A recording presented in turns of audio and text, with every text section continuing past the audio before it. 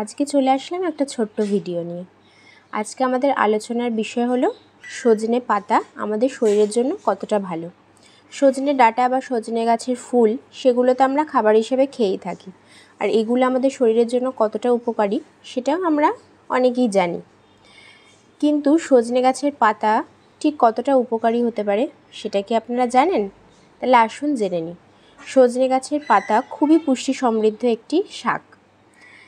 এতে রয়েছে vitamin A, B, C, এছাড়াও ম্যাগনেসিয়াম, ফসফরাস, ক্যালসিয়াম এবং জিঙ্ক রয়েছে, যেটি কিন্তু আমাদের হাড় মজবুত রাখতে সাহায্য করে।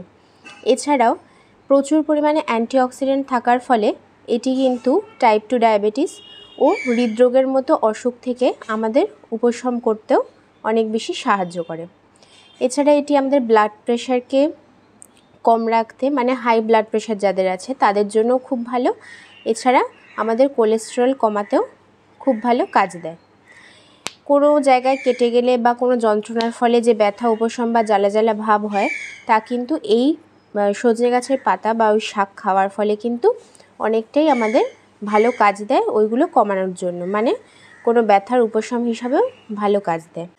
এছাড়াও এটি আমাদের হাড় মজবুত রাখতে সাহায্য করে, সেটা তো বললামই।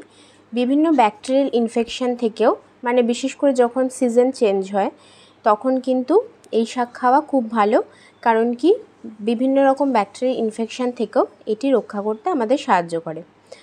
এটি খুব ভালো কাজ দিতে পারে কোনো ল্যাকটেটিং মাদারের ক্ষেত্রে, মানে যেসব মায়েরা বাচ্চাদেরকে দুধ খাওয়াচ্ছেন সেই সব মায়েদেরও এই শাক খাওয়া খুব ভালো, ফলে কিন্তু অনেক উপকার তারা পান। তো আজকের মতো এইটুকুই। ভালো লাগলে লাইক, কমেন্ট আর শেয়ার করতে ভুলবেন না।